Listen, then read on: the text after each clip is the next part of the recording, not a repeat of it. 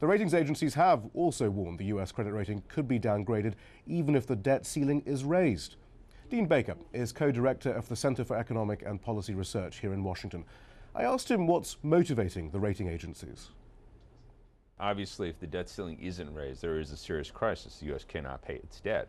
But assuming that does happen, it's very hard to see how there's any issue about the credibility, the integrity of U.S. debt long into the future under almost any scenario. So why would the credit rating agencies be making warnings about downgrade when there's no plausible scenario in which debt would not be repaid 100%?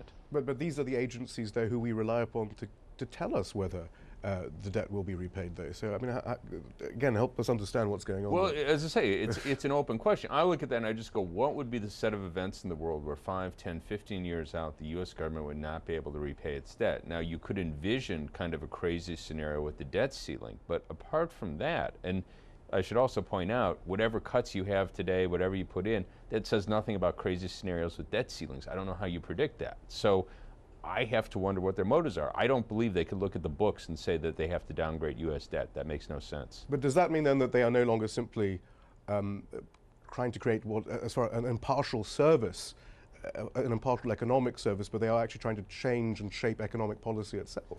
Well, they're having that effect. What their intention is, you know, I can't really say. Their track record has certainly been abysmal. I mean, they rated hundreds of billions of dollars of junk mortgages or mortgage-backed securities as investment grade during the housing bubble. They have an atrocious record that way. They've downgraded other countries. They downgraded Japan's debt.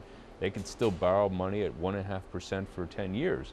So their track record is really abysmal. What their intentions are, anyone could guess. But they do have actual, I mean, real heft in the U.S. economy. There are automatic procedures in place if they were to downgrade America's credit rating. You have a number of funds, state and local pension funds, private funds, that cannot invest in assets that are below AAA. So you would have a case where people would have to sell U.S. Treasury bonds in many cases. Now, odds are there'd be other investors that would jump in. So I don't think there'd be any big crisis. This is a huge market. So if you had pension funds saying they don't want U.S. Treasuries, there's plenty of other people around the world that would likely jump in. The impact on interest rates, I think, would be very small. So given all we know about the credit rating agency, when we see a headline saying Standard & Poor's warns downgrade will happen if, or Moody's or whomever, I mean, what should we think? What advice would you give us as lay people, though, as we're looking at this economic? Well, I could just tell you my own suspicions that they're doing some, for whatever reason, they have a motive other than looking at the books to issue a warning like that. I just think it has nothing to do with looking at the books and assessing the creditworthiness of the U.S. But why are they still taken so seriously here in Washington then by the president and Republicans and Democrats?